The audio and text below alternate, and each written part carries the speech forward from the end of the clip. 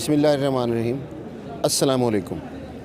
आजकल मुल्की हालात जो हैं सियासी मुल्की हालात जो हैं उनमें काफ़ी गर्मा गर्मी है और ख़ुसूसन गुज़श्ता रोज़ मरीम नवाज़ की जो प्रेस कॉन्फ्रेंस है उसमें उन्होंने बड़े संगीन किस्म के इल्ज़ामात और पहले मियाँ साकिब निसार वाली जो ऑडियो और राना शमीम वाला जो बयान हल्फी है उसका उन्होंने तज़किरा किया और मुतालबा किया आला अदलिया से कि वो इसके ऊपर उनके ख़िलाफ़ कार्रवाई करें, अदालत अपना तक़द्दुस बरकरार रखने के लिए।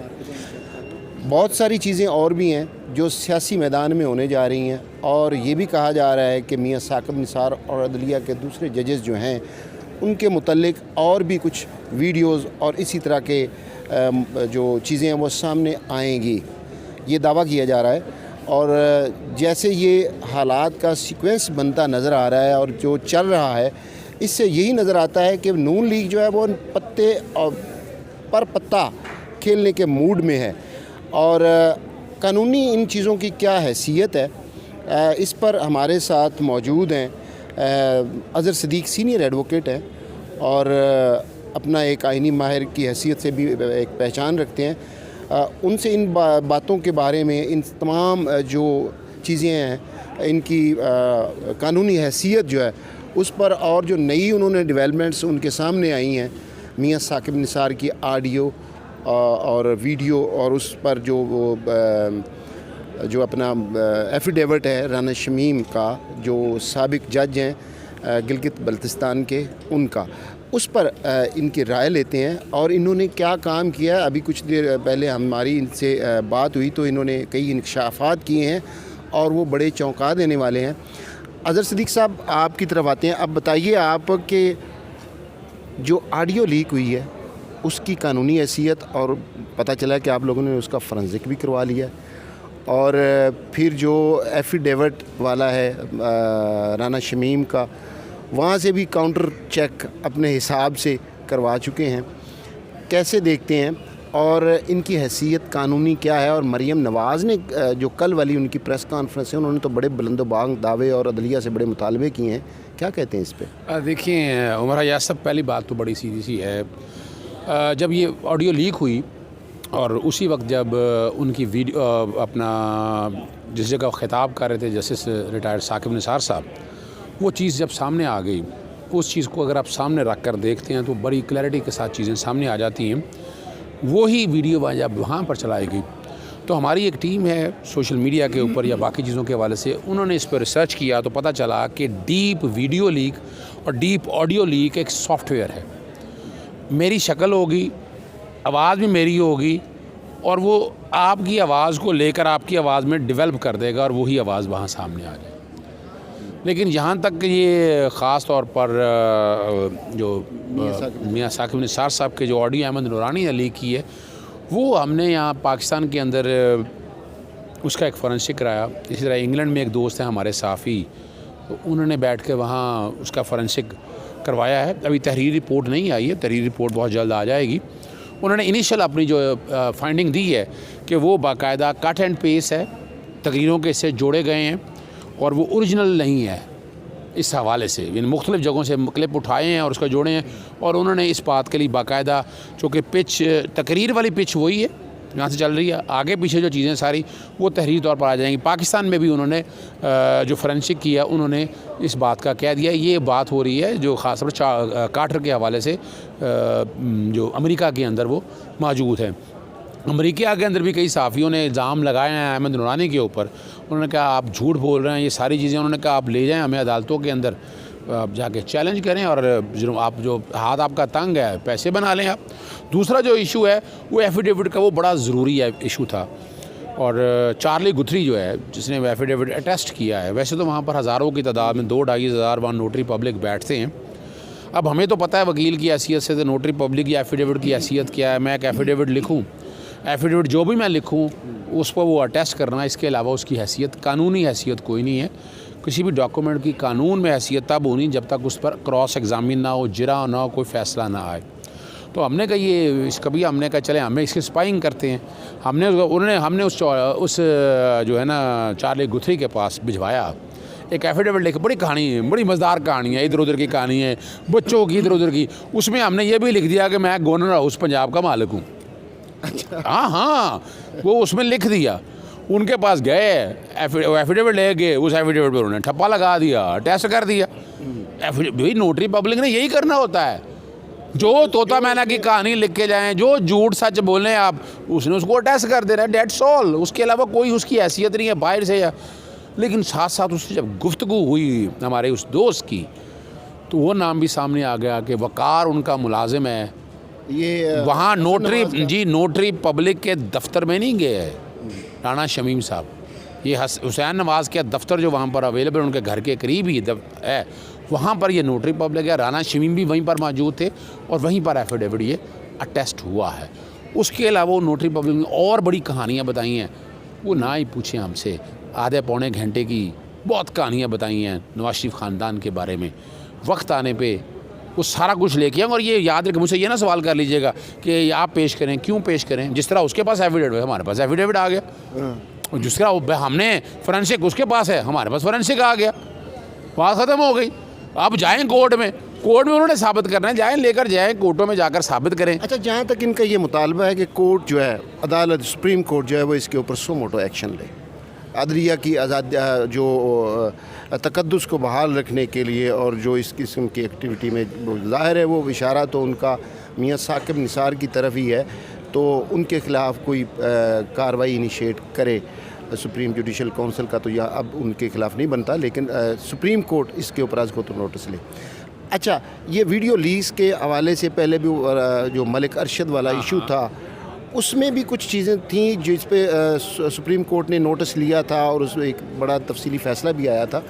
उसमें क्या था, और वो फ़ैसला जो है उसकी रोशनी में अब ये जो मौजूदा वीडियो लीक्स का एक सीज़न बन गया है या चल रहा है, इसमें उसको कैसे एडजस्ट करेंगे, ये कैसे साबित करेंगे ये? अच्छा देखिए, आपने बड़ा अच्छा सवाल उठा दिया। I must pay credit to you.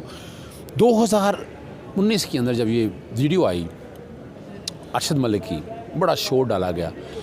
आज खुद नोटिस के उस वक्त मुताले बड़े हुए। सुप्रीम कोर्ट में पटिशन फाइल हुई 184(3) के तहत। सुप्रीम कोर्ट ने उसको टेकअप किया और सुप्रीम कोर्ट ने PLD 2019 642 के अंदर ये असूल तय कर दिए कि वीडियो कोई आती है इस तरह की, अगर मानने आ जाती है, रोका तो नहीं आ सकता। अगर आ गई है, ऐसी चीज़ आ गई है, तो इसका पहले फोरेंसिक होगा, फोरेंसिक होकर अदालतों में जाएगी, क्रॉस एग्जामिन होगा, साबित होगा कि वाकई ये बात सही है गलत है। फिर ये भी देखा जाएगा क्या इससे किसी फ़ैसले पे या किस भी असरअंदाज हुआ। ये फ़ैसला आ चुका था 2019 है, 2021 है, तो क्या आप इस बात पे कुछ कह सकेंगे? आपके पास तो है ही कुछ नहीं है बुनियाद। वो असूल तय कर चुकी है सुप्रीम कोर्ट। अब बार बार खुद नोटिस किस बात के, कभी एफिडेविट आ जाए, कभी नहीं है ऑडियो है, भाई वो प्रिंसिपल, वो असूल तय कर दिया है, उसके लिए आपको वहीं जाना है। और अगर आप अब अपनी इतनी बातें करते हैं ना, वकील भी इनके साथ अच्छी हैं, बड़ा दुख होता है कि वकील अगर इनके पास अच्छे हैं तो ये बात आज तक क्यों नहीं हुई कि ये अगर ये मामला था ऐसा, तो वकील को भी पता है ना कि अगर कोर्ट में मामला हो, इस तरह की चीज़ें आ जाएँ, तो आज खुद नोटिस कब से होता है। उसी के अंदर अपील में जाएं, अपील में जाकर चीज़ें दें। इन्हें रोका किसी ने, आप जाकर अपील में। और दूसरी बात बड़ा सिंपल से, हमारा याद साहब, मैं मान लूँ ये बात सच भी है, मैं मान लूँ अगर ये बात सच भी है, सवाल बड़ा सीधा सा है।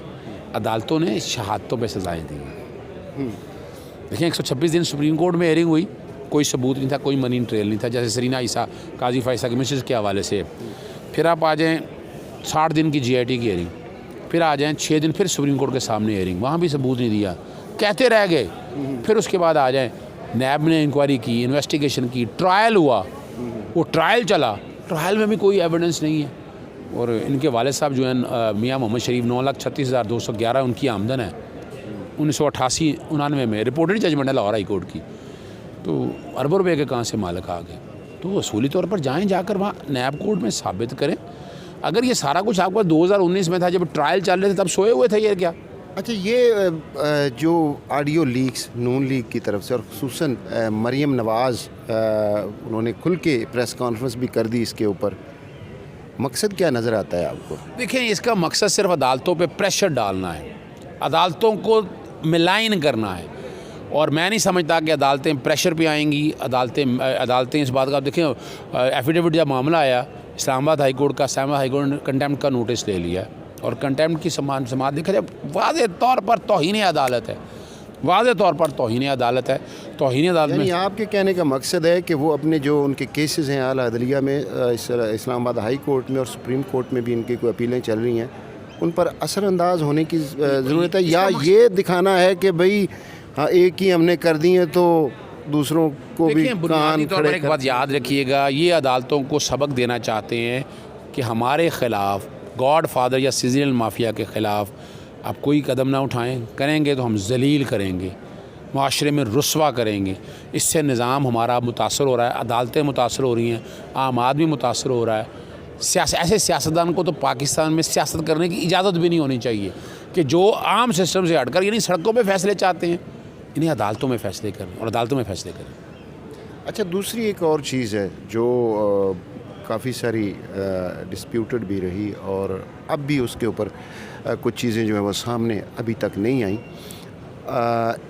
आप नून लीग के इस जो एक मूवमेंट चली हुई है, बनी है, इनकी सियासी साख को किस नज़र से देखते हैं कि एक सीनियर कानूनदान होने की हैसियत से कैसे देख रहे हैं कि ये जो एक आम बंदा जो वो क्या सोचता है कि ये सारा कुछ हो रहा है, यही कर रहे हैं, पीपल्स पार्टी वाले भी हैं, पीटीआई वाले, उनके खिलाफ़ भी फैसले आए हैं, वो भी उनके भी जरदारी साहब के भी केस चल रहे हैं, उन्होंने कभी नहीं ऐसा किया।